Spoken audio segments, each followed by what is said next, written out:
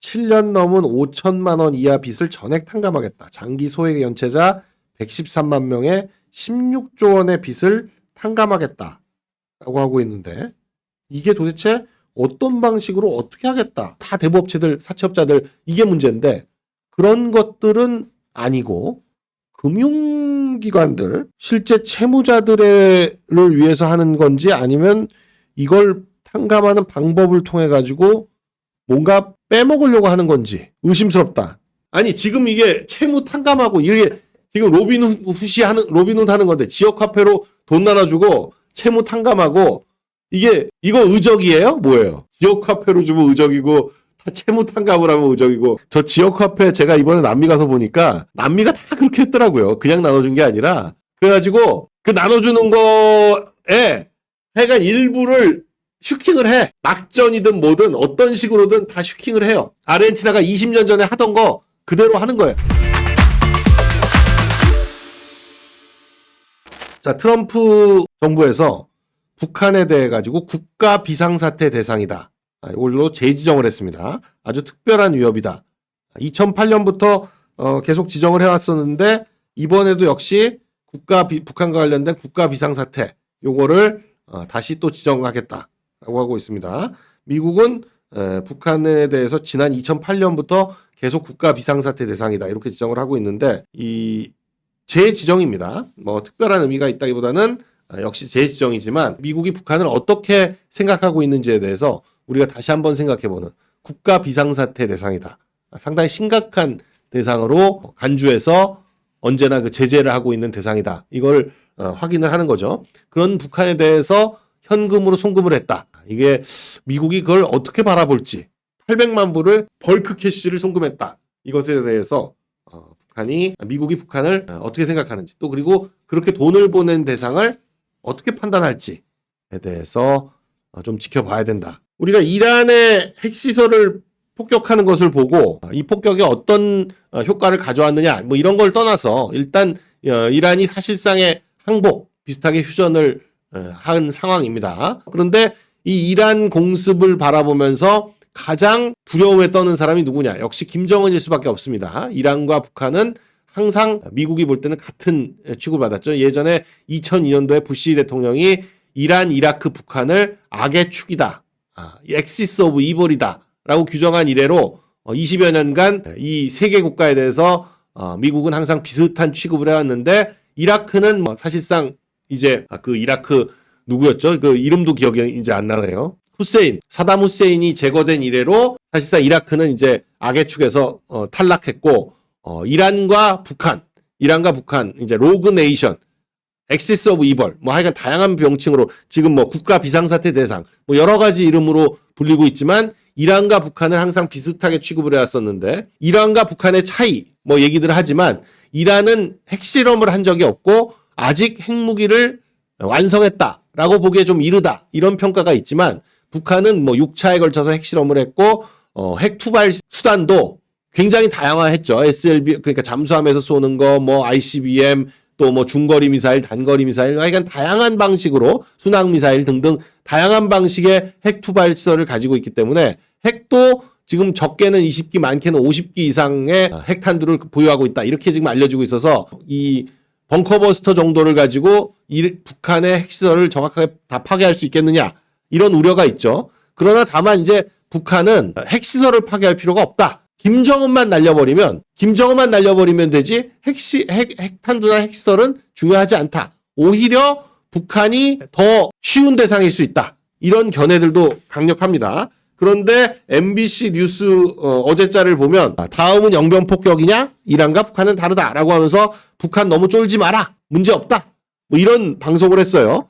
그러면서 하는 얘기가 군사분계선에서 서울까지의 거리가 고작 40km에 불과하기 때문에 북한을 공격하는 것은 굉장히 위험한 짓이다라는 식으로 북한을 안심시키는 그런 방송을 하고 있습니다. 그렇죠. 뭐 이란은 제가 계속 말씀드리면 이란의 지정학적 위치, 지리학적인 모습을 보더라도 이란을 직접 지상군이 들어가서 접수하는 건 사실상 불가능합니다. 이란 현재 지금 보면 이란의 그 산맥들이 이란 국경들을 전부 보호하고 있어가지고 그 산맥을 넘어서 지상군을 파견해서 테헤란까지 진출해가지고 이 긴 종심을 유지하면서 테헤란까지 진출해서 이란을 접수한다. 이거는 현실적으로 어떤 나라도 불가능하다. 미국조차도 불가능하다. 이렇게 알려져 있지만 또 이란과 이스라엘 간의 거리는 거의 뭐 몇천 킬로죠. 그래서 미사일을 쐈을 때 대응할 수 있는 시간적 여유가 충분하지만 우리는 뭐 서울이 군사분계선에서 40km밖에 안 떨어져 있기 때문에 미사일을 쐈을 때, 북한이 미사일을 쐈을 때 또는 뭐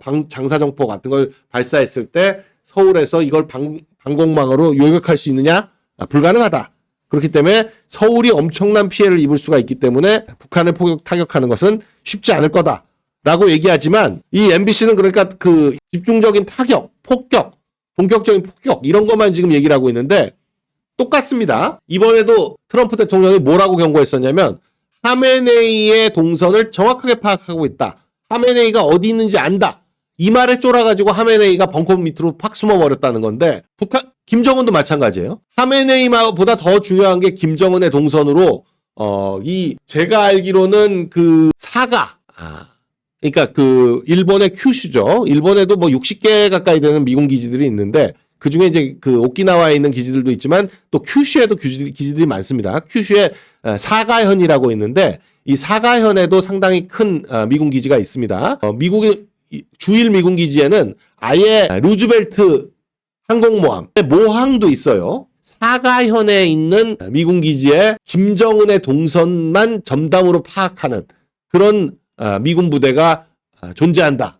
저는 그렇게 알고 있는데 그럴 정도로 김정은의 동선 하나하나, 위치 하나하나를 정확하게 파악하는 것을 담당하는 정보부대가 있을 정도로 미군은 항상 이 미국의 적대적인 국가의 지도자들을 이렇게 예의주시하고 있다. 이렇게 알려져 있습니다. 그런데 하메네이의 위치를 정확하게 알고 있는데 김정은의 동선을 당연히 파악하죠. 김정은 동선 민간 위성에서도 저렇게 김정은의 업무시설이라고 알려져 있는 노동당 1호 시설 정확하게 저렇게 찍히는데 김정은이 그러니까 야외 활동을 한다? 지금은 쫄아서 김정은 야외 활동 못하죠. 야외 활동했다가 드론 날려가지고 그냥 바로 때려버리면 또 자동차를 타고 어디를 돌아다닌다? 뭐 현지 지도를 한다? 현지 지도를 하려면 차를 타고 가야 될 거 아니에요? 그러면 굉장히 위험하죠. 기차는 그나마 기니까 어디 있을지 확실하게 알 수 없지만 차야 뭐 몇 대면 이를테면 뭐 헷갈리게 하기 위해서 차를 한 대가 아니라 세 대를 동시에 움직인다고 하더라도 세 개 다 때려버리면 되죠. 그러니까 이 김정은이 제일 쫄 수밖에 없다. 지금 뭐 같은 6.25 전쟁 75조년을 놓고도 북한은 지금 뭐 남침을 계속 부정하면서 반미의식을 강화하는 노동신문 사설이 나왔는데 근데 최근에 이제 북한 전문 매체 NK 뉴스라고 있죠. 여기가 뭐 상당히 정확하다. 탈북자들의 정보를 정확하게 알고 있다. 뭐 이렇게 얘기하고 있는데 여기서 트럼프 대통령이 김정은한테 뉴욕 채널을 통해서 친서를 보내려고 했는데 북한이 수령을 거부했다. 여기에 대해서도 백악관 대변인 캐롤라인 레빗이 서신 교환과 관련해서 사실상 도널드 트럼프 대통령이 친서를 발송한 사실은 인정했다라는 정도의 뉴스가 나오고 있습니다. 그러니까 김정은한테 트럼프가 친서를 보냈는데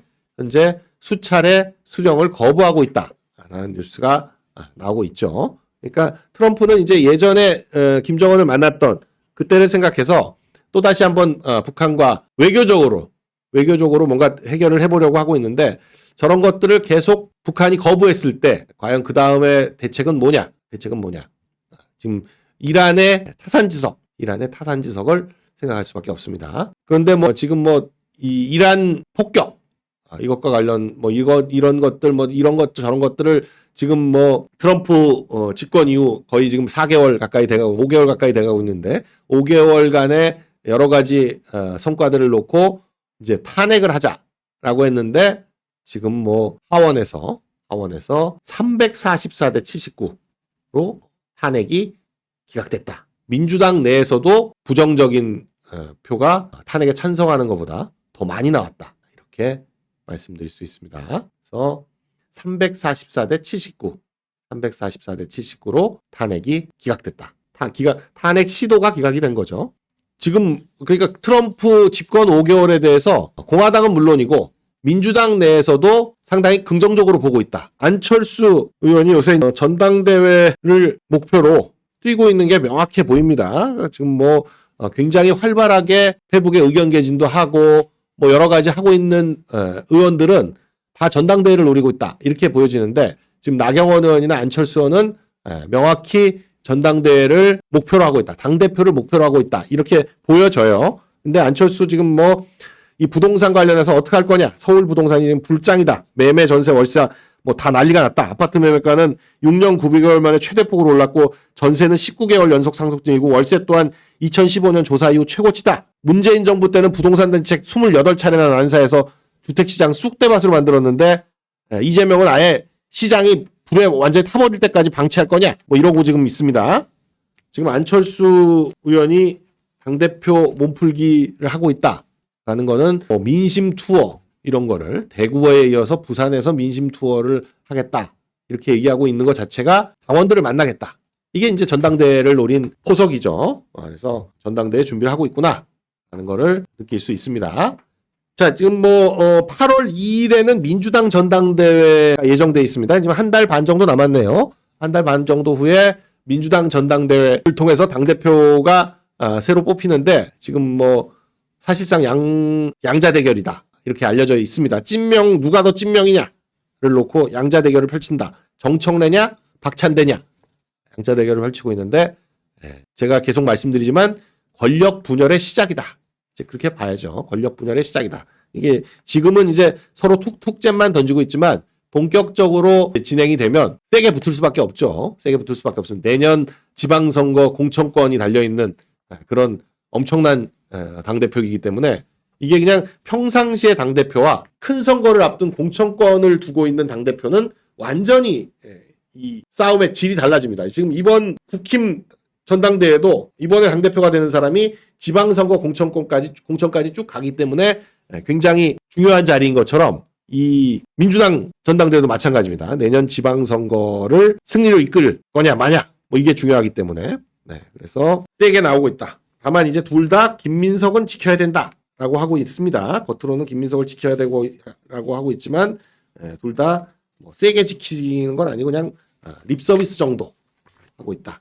자, 이 검찰 개혁 얘기를 하고 있는데 그래서 국정기획위원 예전 같으면 이제 인수위죠. 지금 바로 대통령 직무를 시작했기 때문에 인수위가 없지만 대신 이제 국정기획위원회라는 걸로 인수위를 대신해서 하고 있는데 검찰의 업무 보고를 또 취소시켰다. 계속 지금 취소시키고 있어요. 내년에 기소와 수사를 분리해서 중수청과 공수청으로 나누겠다. 뭐 이렇게 하고 있는데 그걸 놓고 신중하게 업무 보고를 받겠다라고 하고 있는데 이 사법개혁을 주도하는 사법제도 비서관에 이진국 교수라는 아주대 로스쿨 교수를 임명을 했습니다. 임명을 했어요. 그런데 과연 이 이진국 교수 같은 교수가 과연 제대로 형사법 학회장을 지낸 형사소송법 전문가다라고 하고 있는데 검찰 개혁을 또 사법 개혁을 잘 알고 할 수 있겠느냐? 사법제도 비서관에는 이진국 교수인데 그리고 김병욱 전 의원을 대통령실 정무비서관으로 배정했다. 과연 근데 지금 뭐 경찰 영장 검사를 신설하겠다라는 얘기 하고 있는데 검찰의 영장 청구권 이게 이제 헌법에 규정되어 있는 거라서 이걸 과연 어떤 식으로 하겠다는 건지 뭐 잘 모르겠어요. 지금 뭐 여러 가지 얘기들이 나오고 있는데 다 썰들의 수준이라서 구체적인 내용들이 안 나오고 있어요. 그러니까 뭐라고 얘기할 게 없습니다. 결정된 게 없다. 이런 식으로 얘기를 해버리니까. 그러나 지금 3대 특검을 동시에 돌리고 있죠. 3대 특검을 동시에 돌리고 있는데 여러분들 뭐 특검이 대단한 특별이면 뭐 특별하게 검찰을 할 것 같지만 역대 특검을 보면 역대 특검의 역사를 보면 특검이 사실 무용론이 더 많아요. 특검이 엄청날 것 같지만 26년 동안 1999년에 처음 이제 조폐공사 파업 온로비 사건 요것도 DJ 정권 때 처음 특검이 시작됐는데 그때 이후로 15차례 특검을 했는데 15차례 특검을 통해 가지고 구속돼서 실형을 선고받은 사람 숫자가 특검 숫자보다 적습니다. 특검은 15차례였는데 실형 선고받은 사람은 11명이에요. 그러니까 그러면 최소한 4번은 아무도 구속시켜서 실형을 못 받았다는 거 아니에요? 특검까지 출범을 시켰는데 특검 한 번 하면 몇십 명의 검사들이 파견되고 뭐 해가지고 한 최소한 3, 4개월 동안 몇십억의 예산을 써가면서 뭐 100억 가까이 쓰기도 하고 이 예산을 써가면서 하는데 한 명 구속도 못 시킨 그런 사례도 많다. 지금 성공적이었던 특검이 거의 없다는 거죠. 성공적인 특검이 거의 없고 뭐 그나마 드루킹을 구속시킨 게 드루킹 특검인데도 성과가 없었다. 뭐 이렇게 좀 얘기를 하는데 구속시킨 게 있는데도 성과가 없는데도 많지만 대부분의 경우에 썰을 가지고 출범해가지고 썰만 제대로 확인도 못하고 끝나는 이게 검찰 수사라는 게 몇 년을 통해서 해도 쉽지 않은데 특검은 대개 기간이 길어야 3개월입니다. 그러니까 3개월 동안 집중적으로 수사해서 뭔가 성과를 내야 되는데 그러면 실체가 명확해도 이걸 집중적으로 하기도 쉽지 않은데 실체도 없는 썰에 불과한 뭐 이런 걸 가지고 시작하면 이를테면 지금 김건희 특검 같으면 뭐 혐의 사실이 무지 많아요. 무지 많은데도 불구하고 지금 뭐 자금 추적을 이제 시작하겠다? 자금 추적 드림팀이다? 아니 근데 자금 추적이라는 게 시간이요.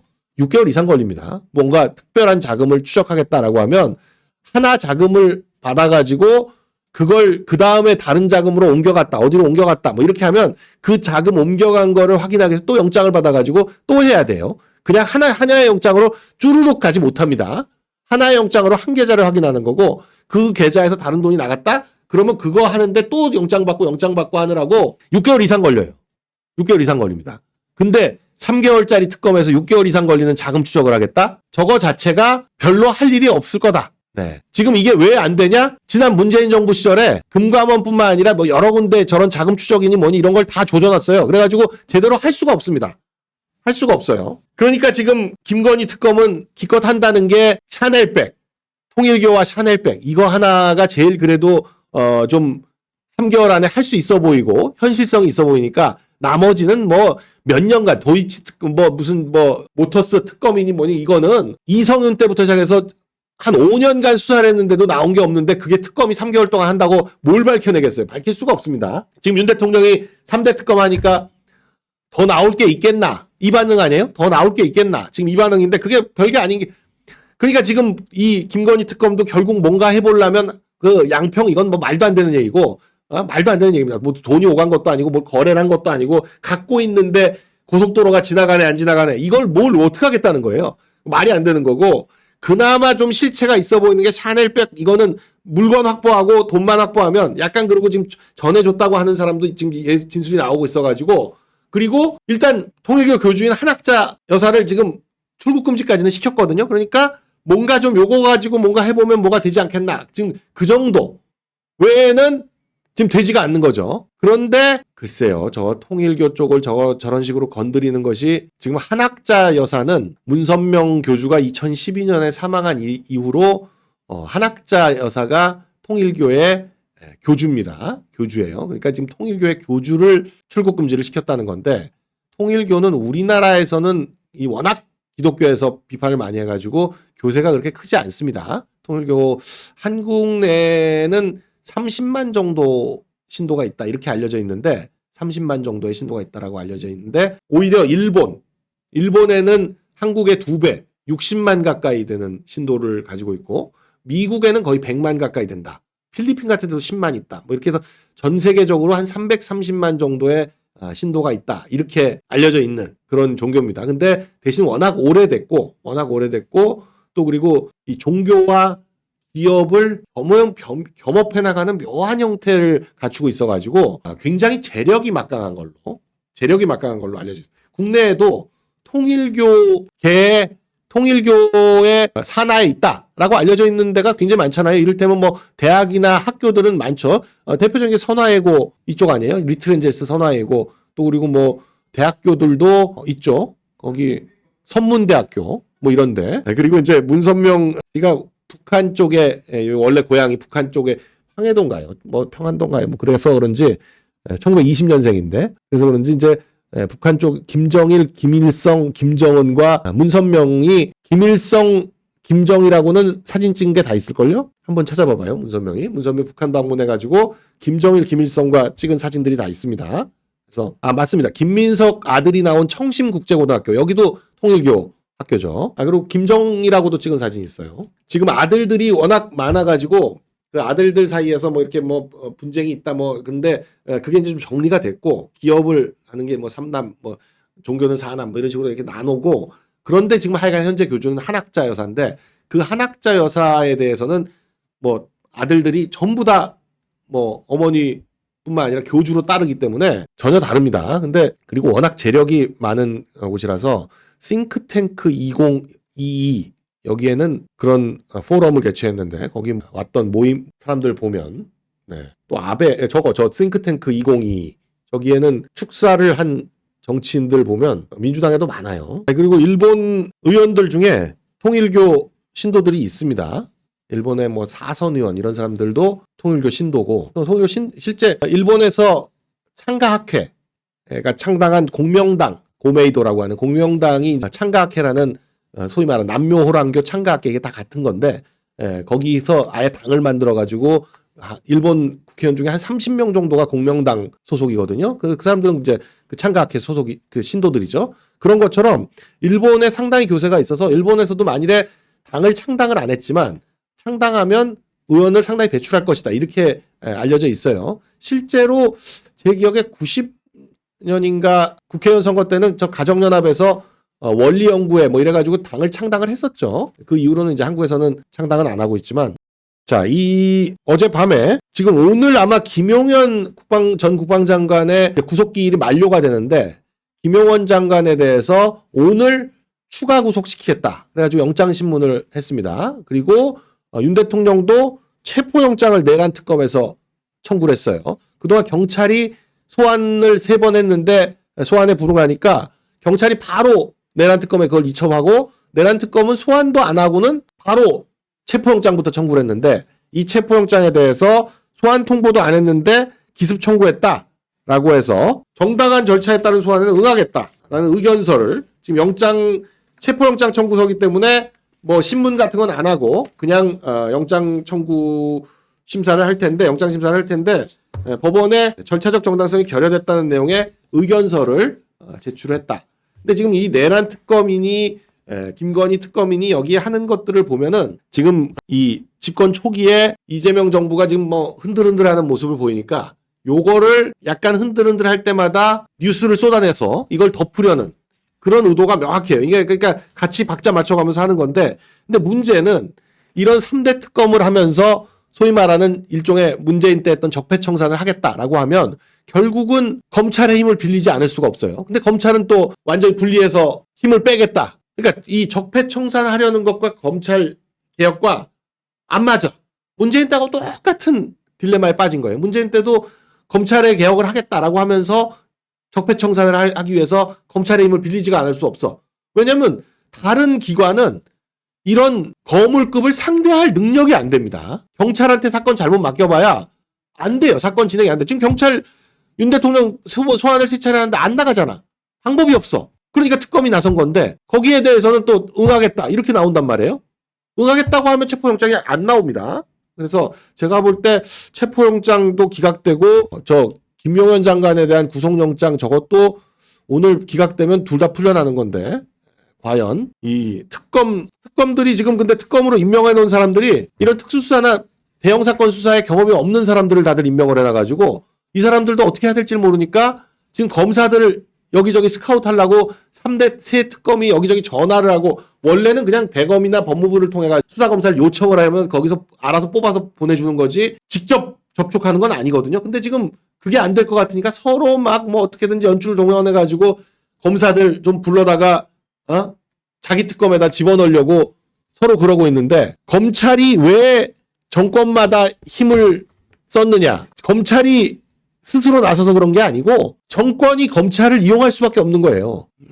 아니 누굴 쳐야 되는데 정적을 제거하거나 누굴 쳐야 되는데 치려면 보이는 칼로 해야 되는 거예요. 옛날에 뭐 유신 시대 때 뭐 박정희 대통령 뭐 이게 군부 독재 뭐 이럴 때는 국정원 이렇게 해가지고 그냥 밤에 끌어가서 밤중에 장관들도 불러다가 막 남산에서 조인트 까고 뭐 이런 게 가능했지만 지금 이제 적법 절차에 의하지 않고는 아무것도 할 수가 없는데 적법 절차를 통해서 뭔가 하려면 검찰이라는 칼을 이용하지 않고는 할 수가 없어. 이제 특검 해보세요. 할 수가 있는지. 말로는 뭐 립서비스로 할 수 있을지 몰라도 막상 영장이든지 뭐든지 불러가 이 내란 특검도 만약에 오늘 체포영장 기각되고 나면 힘이 확 빠질 수밖에 없습니다. 무리해가지고 지금 뭐 어떻게든지 체포영장이라도 받아보겠다라고 했는데 체포영장 기각되면 힘이 확 빠져요.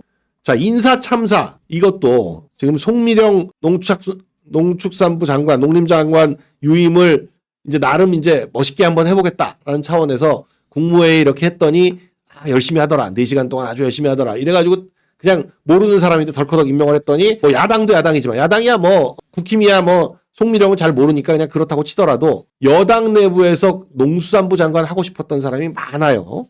근데 그 사람들이 지금 부글부글 난리가 난 거죠. 특히나 이 민주당의 지지 기반인 호남은 쌀값이 굉장히 중요합니다. 호남은 쌀값이 중요해요. 그리고 또 쌀 워낙 그 전북 전남에 곡창지대가 많기 때문에 여기서 나오는 쌀을 매년 제대로 사줘야 된다. 비싼 가격에 사줄. 이게 중요한데 양곡법이라는 게 결국 쌀 비싸게 사주는 법이거든요. 몇 조 들여가지고 먹지도 않을 쌀 그냥 사주는 게 양곡법이에요. 근데 그러니까 계속 그걸 반대했던 건데 이거 지난 정부에서는 반대해가지고 몇 번을 거부권을 행사를 하게 했는데 이제 와가지고는 양곡법에 대해 가지고 정권이 바뀌었으니까 생각도 바뀌었다. 이러고 나오니까 네, 이 대통령이 당정 긴급회의를 하겠다.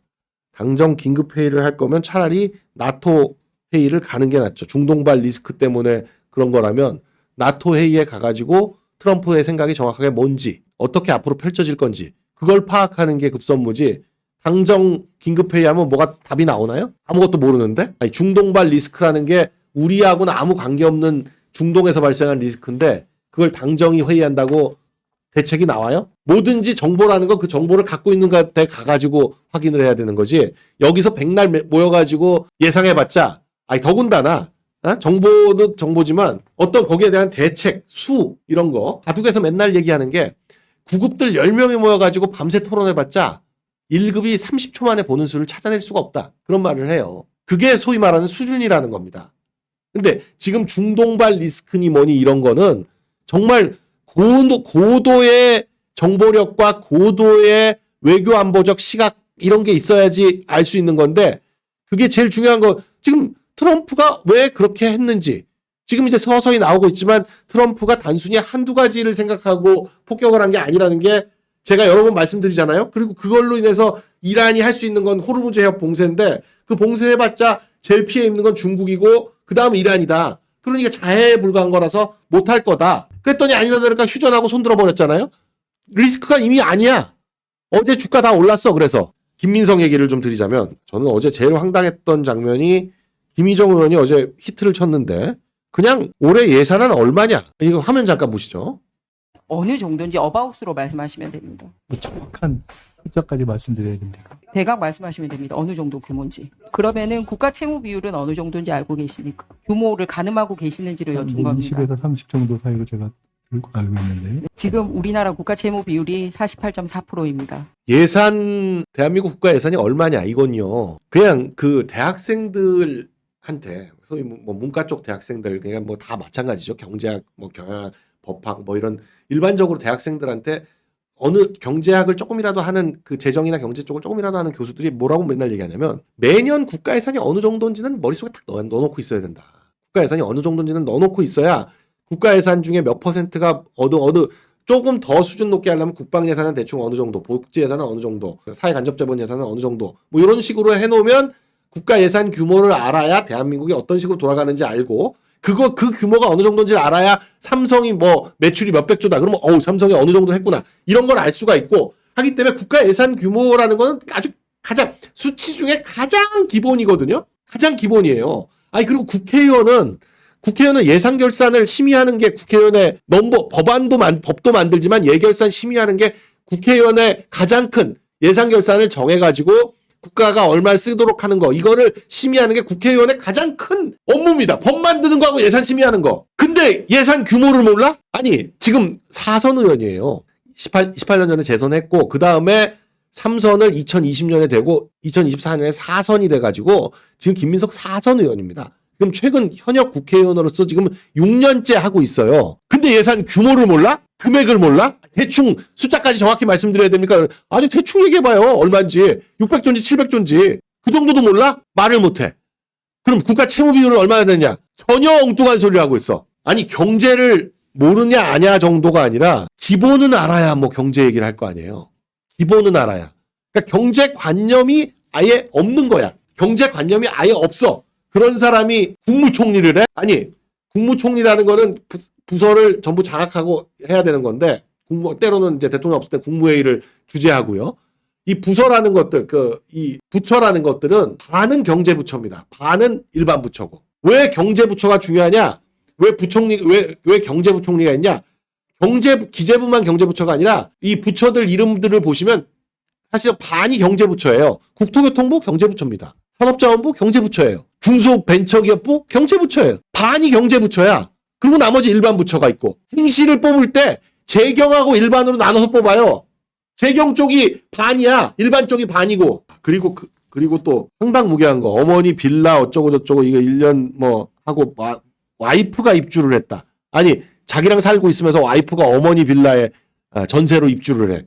그래서 이게 무슨 황당한 일이냐 했더니만 이게 이 전세 자체도 자기 스폰서가 전세를 하고 뭐 했던 자금 출처도 이상하고 뭐가 이상하죠. 어머니 나이가 지금 거의 90이 넘었는데 어머니가 빌라를 사서 그 빌라에 전세 계약을 맺어서 들어오고 누가 도대체 들어가 살았냐 했더니만 와이프가 길고양이를 많이 걷었다. 예전에 마이너스 재산 8억 원이었던 박원순이 월세 250에 60평이 넘는 아파트에 방배동 아파트에 월세로 거주한다고 해서 아니 마이너스 8억 원 재산인 사람이 월세 250이 말이 되냐 했더니 책이 많아가지고 공간이 필요했다. 이딴 소리를 했었는데 이제는 길고양이.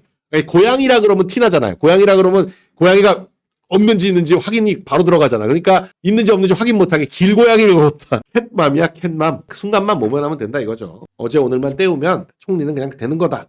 마음대로 아무렇게나 얘기해도 상관없다. 돈은 해명이 안 되니까 갑자기 배추 농사를 지었다 그러고 해명이 조이금 출판 기념회 등 수입이 4억 1천만 원이고 장모에게 손 벌려가지고 돈 받은 게 5년간 2억 원 이상이다. 이렇게 돈을 메꿨다 그러고 결혼식 축의금은 처가에 제공했고 조이금 출판 기념회 수익은 추징금 납부에 사용했다. 이 해명한 것들이 앞뒤가 또 안 맞아요. 전세금 빼서 배추 농사에 투자한 수익금 받았다.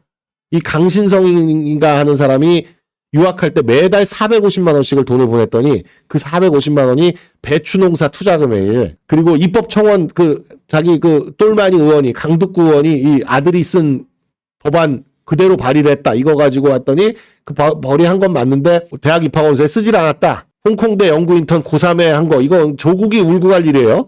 이거를 한국에서 법도 무슨 논문도 아니고 홍콩대 인턴과 논문이니까 아들 본인이 뚫었다. 그냥 표절 검사했던 자기清華대 법학석사인데 그 법학석사 논문이 41% 표절이다 그랬더니까 죄송하다. 그 논문에 도북자 반도자 뭐 이딴 말이 나오니까 중국에서 쓰는 말 그냥 쓴 거다. 아무렇게나 개편해도 어차피 된다. 뭘 믿는 건지 모르겠어요. 아니 지금 얘기하고 있는 해명들은 사실은 다 수사해야 될 사안이에요. 전부. 세금 탈루 조세 포탈 아니면 지금 그 홍콩대 인턴 법안 이거는 조국 기준으로 하면 조민과 조원의 기준으로 하면 얘네들 전부 학위 날리고 입학 취소시키고 이 논문과 이거 과정 수사하면 크게 난리 날 일이야.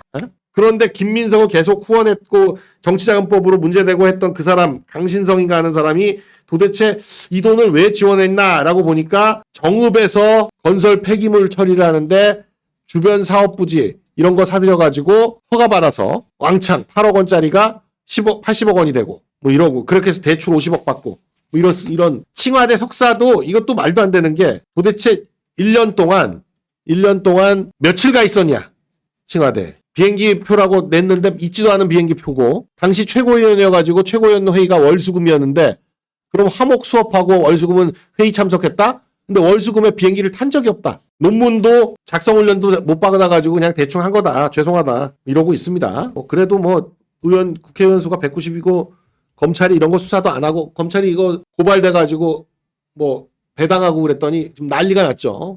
무덤에 들어가야 될 것들이 난리를 치고 있다 이러면서 난리를 치고 있습니다.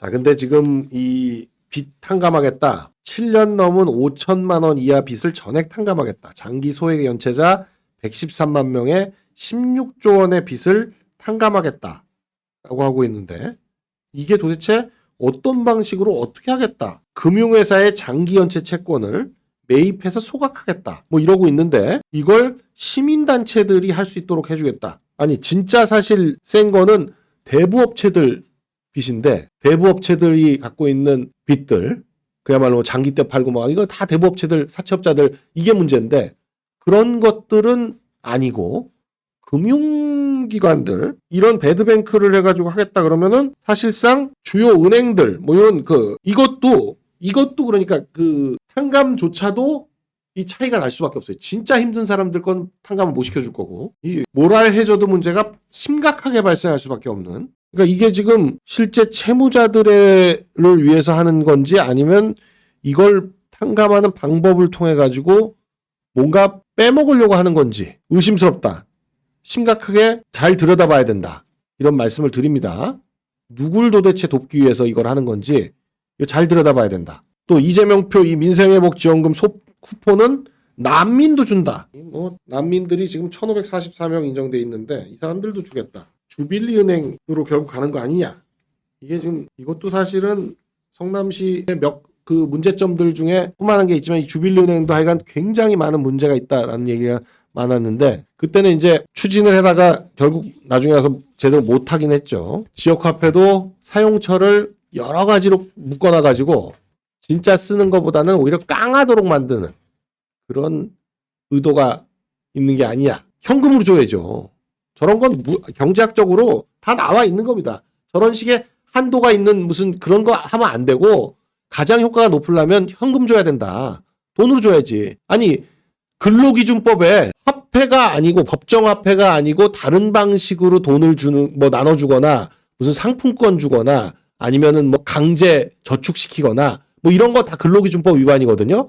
노동의 대가를 현금으로 안 주는 거? 아니 그 어차피 줄 거라면 돈으로 줘야지 왜 이상한 걸로 주냐고. 의도가 말이 안 되는 거죠. 상품권으로 월급 주면 돼요? 저 근로기준법으로 처벌될 일이에요. 줄 돈인데 무조건 현금 줘야지. 왜 현금 안 주고 자꾸 무슨 이상한 거 만들어서 주겠다. 자, 이 SNS에 팔레스타인기를 올리면 입국이 거부되느냐.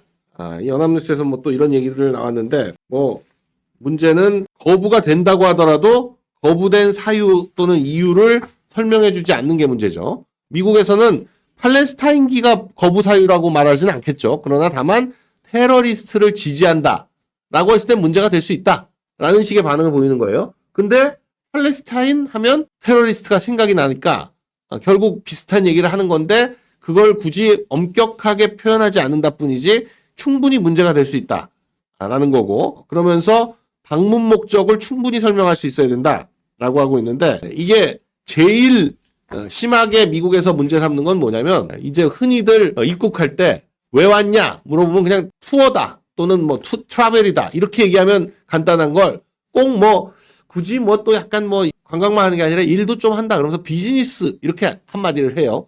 그러면 문제가 됩니다. 90일짜리 이스타를 받아가지고 미국을 들어가면서 비즈니스 얘기를 꺼낸다? 그러면 뭐 바로 문제가 됩니다. 그러면 무슨 비즈니스냐? 왜 왔냐? 뭐 어떻게 할 거냐? 라고 생각하기 시작하면서 거기에 제대로 대답을 못하면 너 좀 잠깐 딴 데 가 있어라. 세컨더리 해가지고 이제 세컨더리 쪽으로 이제 옮겨가는데 그러면 이제 거기서 빠르면 뭐 한 2-3시간, 길면 24시간까지 잡혀 있으면서 온갖 상상을 다 하게 만드는 거죠. 그래서 자, 지금 사실 저거 보시면 윤 대통령과 관련한 반윤 집회 저런 거 할 때 팔레스타인 긴급행동 뭐 이런 데들이 다 섞여가지고 했었는데 저 깃발 날리고 하는 게 다 SNS에 올라가면 이 사람들은 이거 테러리스트를 지지하는 집회에 참석한 것이 아니야 이렇게 해석이 될 여지가 있죠. 그런 사람을 미국 입장에서는 굳이 입국시켜야 될 이유가 없는 거고 그래서 자연스럽게 입국 금지가 될 수 있다 이런 말씀을 드립니다.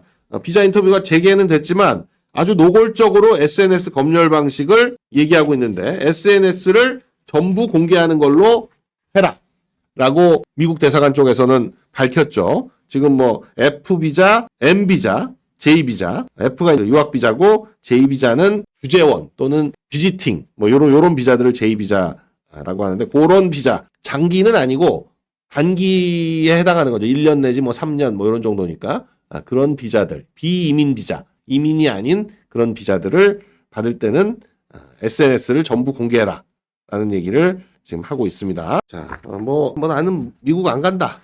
일본도 안 간다. 유럽도 안 가겠다. 나는 한국에서 그냥 데모만 하고 살겠다. 그렇게 생각하면 뭐 신경 쓸 거 없죠. 마음 편하게 하고 싶은 거 하고 데모한 거 올리고 마음껏 트럼프 욕하고 하는 건 상관없는데 그러면 대신 이제 선진국에 가는 거는 힘들어진다라는 걸 인식하고 자신의 미래가 어떻게 될지를 좀 알고 해야 된다. 나중에 생각이 바뀌어가지고 미국 유학이라도 가보겠다 이런 생각하고 있다가 옛날에 했던 행동들이 발목을 잡는 그런 일이 있을 수 있죠. 그 김민석 지금 총리 후보자 같은 경우도 예전에 미국 미문화원 방화 사건과 관련돼 있었나요? 뭐 하여간 그런 여러 가지 때문에 나중에 국회의원 되고 나서도 미국을 가는데 굉장히 어려움을 많이 겪다가 겨우겨우 갔었다.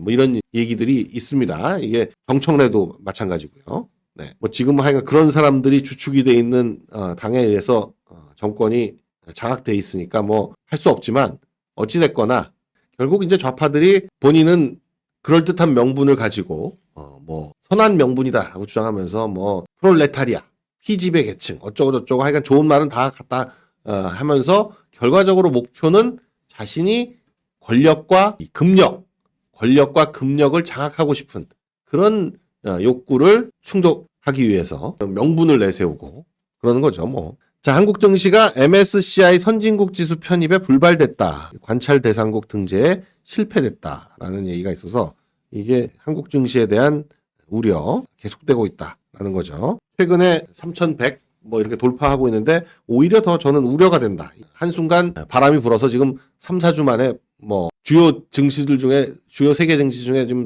상승률 1위를 기록하고 있는데 뭐 아무것도 달라진 게 없는데 갑자기 그렇게 올라가는 것 자체가 이게 무슨 이유이냐. 또 갑자기 올라가면 갑자기 떨어지게 돼 있죠. 그러니까 언제 또 떨어져서 개미들 피눈물 나게 할 건지 우려가 된다. 자, 김기현 의원이 김민석에 대해서 8억을 슈킹을 해놓고는 잘못된 게 아니다.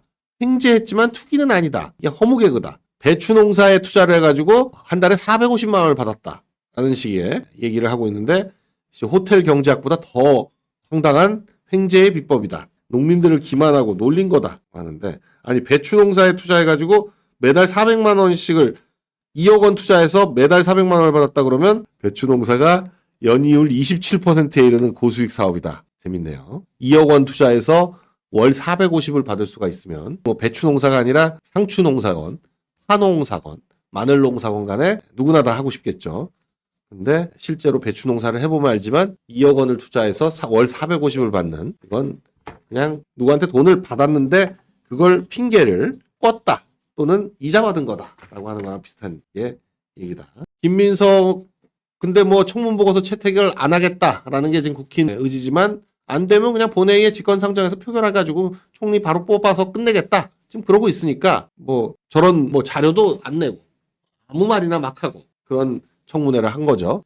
자, 근데 지금 장관 후보자로 지명된 사람들도 만만치 않습니다. 정동영 같은 경우에 지금 통일부 장관으로 지명이 됐는데 이 양반도 이제 생계형 정치인으로 전락을 해서 영농형 태양광이라는 황당한 지원 법안을 내놨는데 보니까 그새 와이프는 태양광 업체 대표를 하고 있다. 자기 와이프를 위한 법안을 내놓는 영농형 태양광 발전사업 지원에 관한 특별법안. 꼭 이런 거 특별법으로 만들어가지고 하고 있는데 이걸 그러면서 자기 와이프는 태양광 사업체 대표를 하고 있다. 기가 막히네요. 기가 막혀요.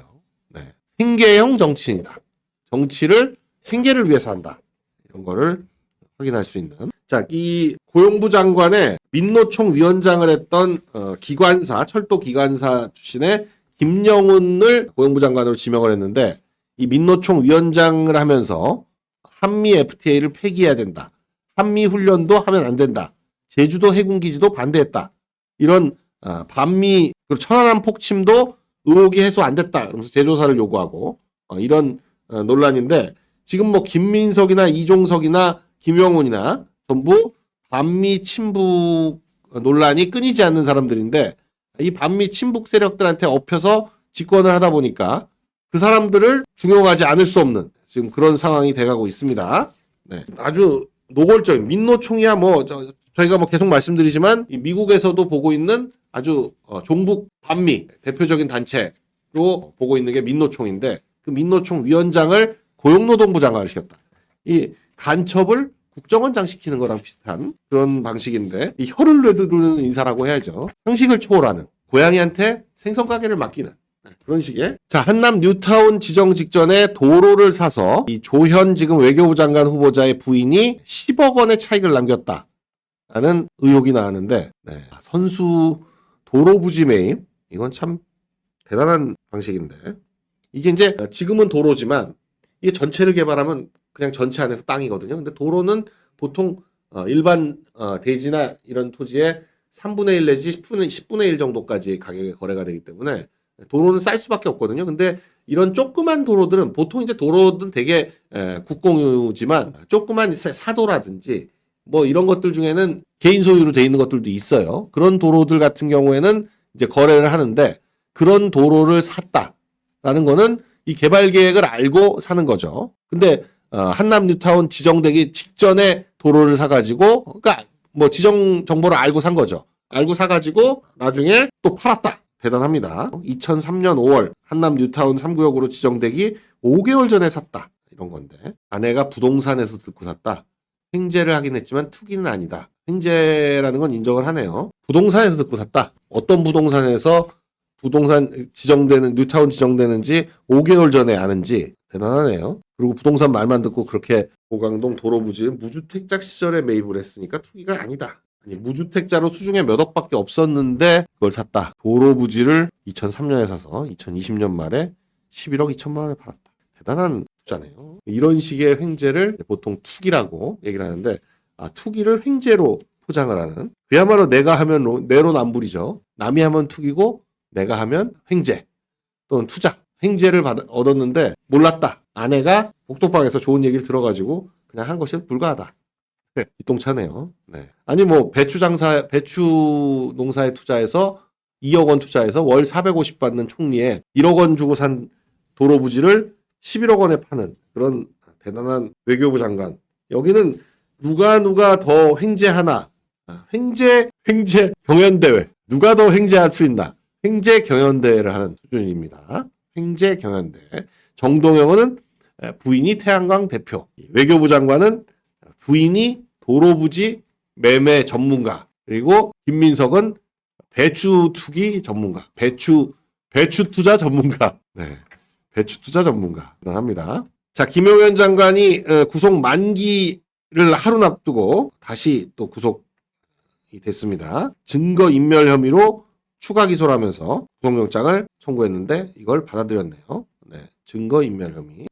불구속 상태에서 재판을 받는 것은 어려워졌다. 그런데 계엄 사령관이었던 박안수 또 후방사령관이었던 이진우 사령관들은 조건부 보석. 6개월이 넘으면 그냥 바로 풀려나니까 그 6개월을 앞두고 며칠 놔두고 보석을 하면서 조건을 달죠. 그래서 조건부 보석. 이 김용현 장관도 조건부 보석을 허가를 받았는데 직권 보석으로 그거 조건이 싫다라고 해가지고 하는 사이에 지금 이제 다시 구속영장이 청구가 되는데 그냥 보석으로 나온 게 어땠나 하는 그런 생각이 좀 들긴 합니다. 여인영 방첩사령관, 문상호 국군정보사령관도 전부 보석을 받았네요. 4명이 계엄군 주요 주임관 4명이 전부 보석을 받았다. 윤 대통령에 대한 체포영장은 기각이 됐어요. 그랬더니 아니 출석하겠다고 하니까 내란 특검은 한 번도 출석 요구를 한 적이 없었는데 그냥 영장을 쳐버리니까 경찰이 3번 소환을 하고 여기에 불응을 하니까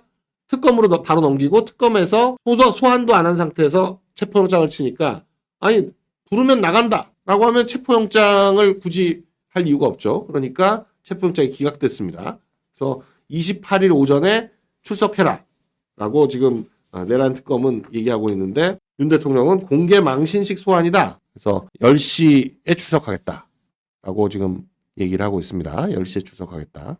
9시가 아니라 10시에 출석하겠다. 이화영은 7년 8개월이 대법원에서 확정이 됐더니 이제는 송금을 한 대북 송금 자체를 특검을 해야 된다. 특검을 해가지고 이 송금 자체가 조작된 거다라는 식의 여당 쪽에서 지금 이게 정치검찰이 허위공작한 거다라는 식으로 주장하고 있는데 여기에 지금 맞장구를 치면서 이거 특검을 해가지고 다시 밝혀야 된다라는 식으로 뒤집으려고 하는 거죠. 대법원 판결을 뒤집으려면 결국 이제 그런 식으로 가야 되고 이게 지금 이재명의 지금 눈에 가시죠. 대북 송금 문제가. 그러니까 그걸 어떻게든지 뒤집어 보려고 하는 집권 한 3, 4주 만에 지금 드라이브를 엄청나게 걸고 있는데 이게 집권 초반이기 때문에 이런 드라이브가 가능하지만 조금만 시간이 지나도 이런 문제들이 딱딱 브레이크가 걸릴 수밖에 없다. 여론도 그렇고 여론도 지금 집권 초반에는 전반적으로 그냥 뭘 하든 소위 말하는 허니문 기간이죠. 언론도 그렇고 여론도 그렇고 국민들도 집권 초기에는 일단 뭐 하고 싶은 대로 해봐라. 뭐 이렇게 지금 하는 거죠.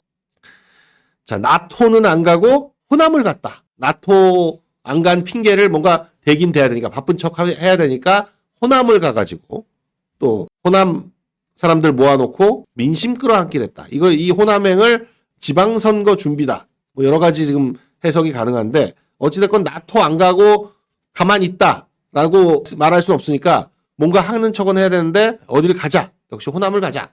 이렇게 지금 한 것 같아요. 그러면서 어제는 뭐 광주시민 전남도민 타운홀 미팅 이런 거라면서 여러 가지 질문을 받고 대답을 하고 이런 걸로 일단 시간을 때웠는데 호남의 마음을 듣다. 호남 곁으로 대통령과의 만남 뭐 이런 식으로 하면서 근데 무안공항 참사 유족들이 진상 규명하고 책임을 물어달라라고 했더니 내가 나선다고 뭐 특별히 더 될 것 같지가 않다.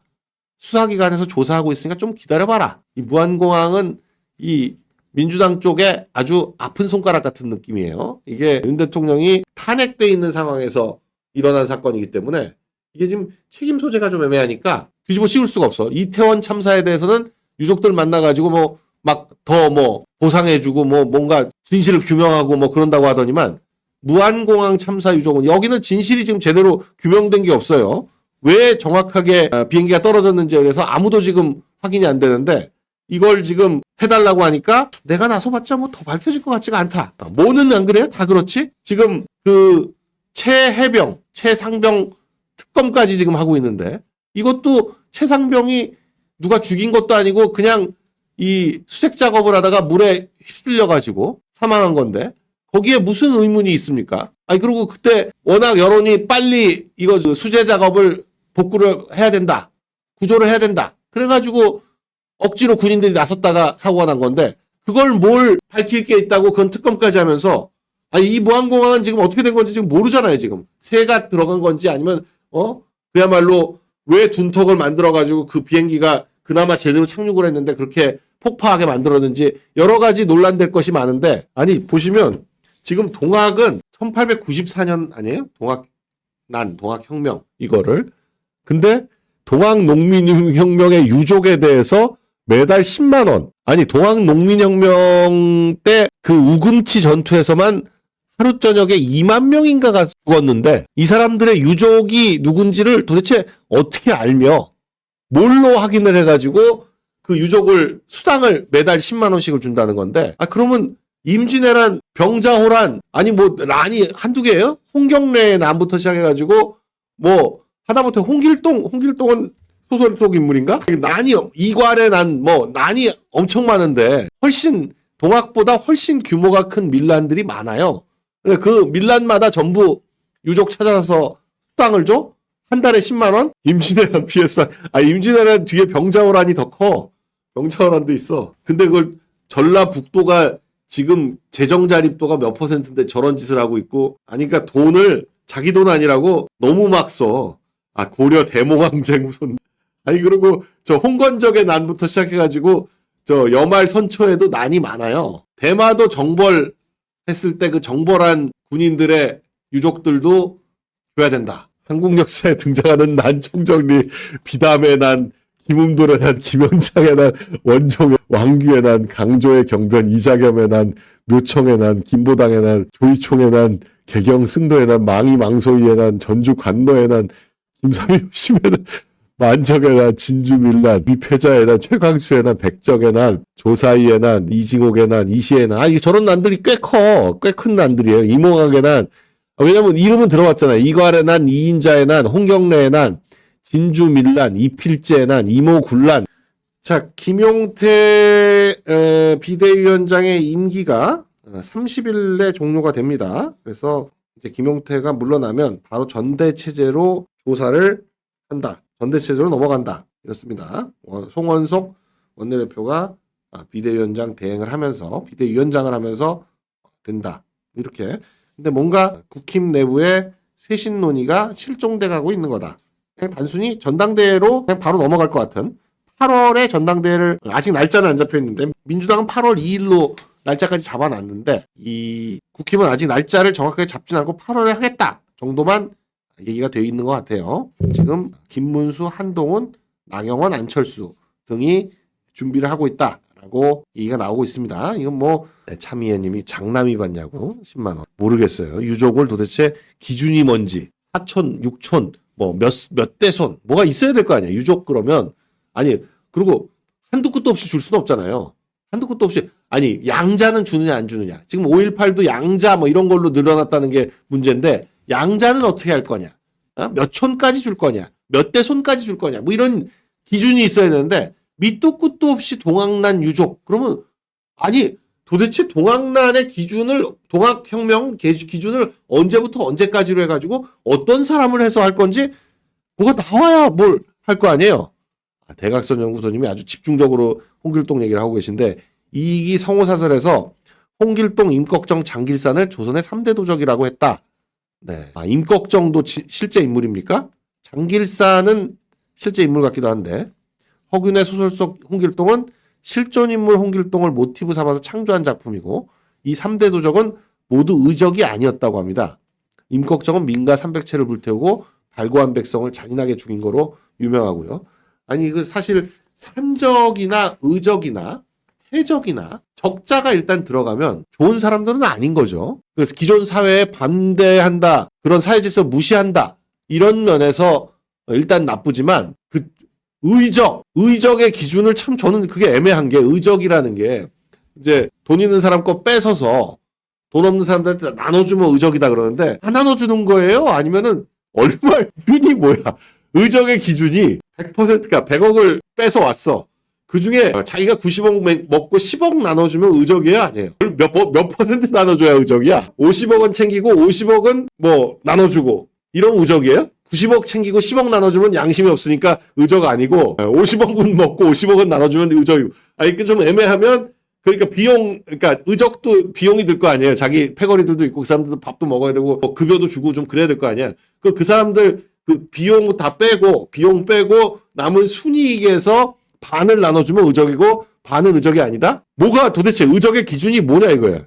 의적이 뭐냐? 해적은 뭐고 산적은 뭐냐? 사람 안 죽이면 의적이고 사람 죽이면 산적이냐? 뭔지 모르겠어요. 나눠주는 게 도대체 얼마를 나눠주느냐? 아니 지금 이게 채무 탕감하고 이게 지금 로빈훗이 로빈훗 하는 건데 지역 화폐로 돈 나눠주고 채무 탕감하고 이거 의적이에요? 뭐예요? 10원이라도 나눠주고 의적이야? 아니 그러니까 나눠주는 거의 기준이 또 뭐냐고. 그러니까 뺏어왔는데 애따 너도 이랬지 그러고 하나 이게 돈 5만 원 주면 의적이야? 100억 원을 뺏어왔는데 뺏는 과정에서 네가 좀 도왔으니까 너도 얼마 줄게. 10만 원, 20만 원 이렇게 하고 아무것도 안 한 뺏어오는데 도움을 전혀 안 줬는데도 나눠주면 의적이냐? 뭐 이게 뭐냐 이거죠. 도적이냐 의적이냐? 지역화폐로 주면 의적이고 채무 탕감을 하면 의적이고 아니 저 지역화폐 제가 이번에 남미 가서 보니까 남미가 다 그렇게 했더라고요. 그냥 나눠준 게 아니라 거기도 저는 뭐 그냥 복지기금 해가지고 막 나눠준 줄 알았더니 아니야. 거기도 뭐 그런 식의 뭐가 있었더라고. 다 지역화폐 비슷하게 있어요. 그래가지고 그 나눠주는 거에 하여간 일부를 슈킹을 해. 낙전이든 뭐든 어떤 식으로든 다 슈킹을 해요. 괜히 하는 게 아니야. 저걸 해줘야 된다고 그 난리를 치는 이유가 뭐겠어요? 다 생기는 게 있는 거야. 그걸로 해서. 보조금 쿠폰 이런 거 줘. 아르헨티나가 20년 전에 하던 거 그대로 하는 거예요. 시위를 해야 보조금이 올라가니까 그냥 복지금 늘려달라는 게 시위. 2011년입니다. 저 기사는. 아르헨티나에. 그러고 나서 계속 저 엉망진창이 돼가지고 근데 이제 하베르 말레이가 들어오면서 전기톱 들고 저 복지 쿠폰이니 뭐니 저런 것들 싹 다 날려버린 거 아니에요? 현금 아닌 다른 말도 안 되는 것들. 말이 쿠폰이지 사실은 그러면 이제 아니 생각해보세요. 그 백화점 상품권 하다못해 구두 상품권을 왜 좋아하냐? 왜 좋아하냐? 발행하는 데 입장에서는 어떤 식으로든 사용하지 않는 돈이 생길 수밖에 없어요. 10만 원짜리 발행을 하면 10만 원짜리를 딱 사면 좋은데 10만 원짜리 물건을 안 하고 9만 원이나 8만 5천 원짜리 물건을 만들어놔. 그럼 15,000원이 남아. 그럼 15,000원 어떻게 하시겠어요? 현금으로는 못 돌려드립니다. 이러면 그 15,000원 어떻게 할 거야? 그 15,000원 쓰는 방법은 뭐예요? 아니 다른 쿠폰 더해가지고 또 85,000원짜리 사시든지 안 그러면 못 씁니다. 기한 석 달이에요. 석 달 안에 못 쓰면 못 써. 그리고 15,000원 어떻게 되는 거야? 그게 발행한 데에 잡수입으로 다 돌아가는 거예요. 그게 소위 말하는 낙전 수입입니다. 백화점들도 그렇고 구두 상품권 하던 옛날 금강제아니 뭐니 이런 데들도 구두 팔아서 번 돈보다 그 구두 티켓 낙전 수입이 더 크다는 얘기가 공공연하게 있었죠. 구두야 만들어가지고 하는 데가 얼마 남겠어. 근데 이거는 종이만 찍어서 했는데 10만 원짜리 종이에 15,000원이 남아. 얼마나 많이 남는 거야. 아니 10만 원짜리 받으면 20만 원짜리 구두를 사게 되고, 아니 구두도 10만 원짜리 구두는 이제 후진 걸로 해놓고 8만 5천 원짜리 구두 10만 후지게 해놓고는 18만 원짜리 구두를 좋은 걸 해놔. 그러면 10만 원 티켓 가지고 8만 원 돈 내서 더 사든지 아니면 후진 구두 사고 15,000원 남기든지 둘 중에 하나야. 아니 그러니까 현금으로 주면 오케이야. 현금으로 주면 오케이인데 왜 현금으로 안 주고 꼭 저렇게 무슨 말도 안 되는 지역사랑 상품권의 조건이 뭐 3개월 내에 써라 뭐 이런 식으로 하잖아요. 낙전 빨리 발생하게 하려고 하는 거지. 그래도 구두 상품권 같은 건 예전에 보면 그래도 사용 기한을 뭐 3년, 5년 이렇게 해놓지 지금처럼 3개월 이건 말이 안 되는 겁니다. 말이. 엘칸토, 금강제와 상품권들 그 구두 상품권 그거 심지어 백화점 상품권은 뭐 5%, 4% 깡하는 게 그렇지만 구두 상품권은 막 10%, 20% 많게는 30%까지 깡할 때 해주잖아요. 워낙 많이 남으니까 구두는. 백화점은 그나마 쓸 데가 많지. 신세계백화점 같으면 그래도 이마트에서도 쓸 수 있고 뭐 어디서 자잘하게 쓸 데가 많지만 구두는 그 구두로만 사야 되는데 구두 가격을 누가 10만 원으로 해놓나? 89,000원 뭐 88,000원 이렇게 해놓지? 그럼 12,000원 쓸 데가 없어. 어떻게? 그 구두를 하나 더 사야 돼. 안 그러면.